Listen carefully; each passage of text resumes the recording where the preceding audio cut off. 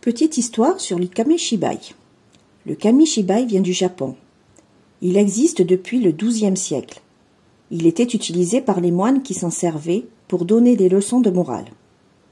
D'environ 1923 jusqu'à peu près dans les années 1950, le kamishibai était transporté et posé sur le vélo pour être vu et entendu.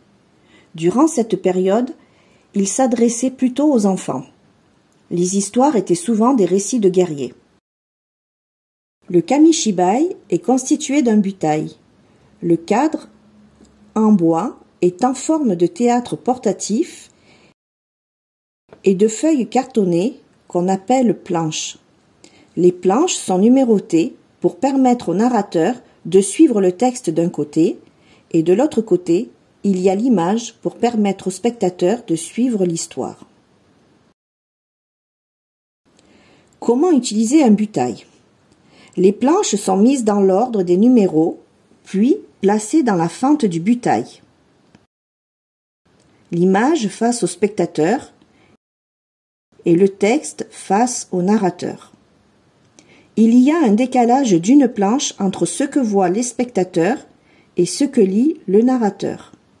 C'est pour permettre au spectateur de suivre l'histoire. La planche peut être vue par petits bouts pour permettre du suspense ou permettre au spectateur de s'imaginer la suite de l'histoire. Les spectateurs ne le voient pas, mais le narrateur, lui, a un petit trait noir sur la planche qu'il lit pour lui faire savoir à quel endroit il doit s'arrêter.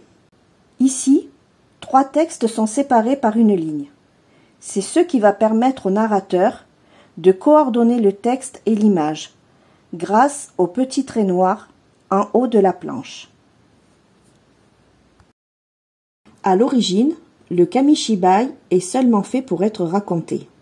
Mais lorsque je l'utilise, seul ou avec des collègues de travail, j'y rajoute de la musique, des bruitages ou des voix différentes lorsqu'il y a plusieurs personnages et éventuellement des ustensiles pour donner une autre vie au texte et à l'image.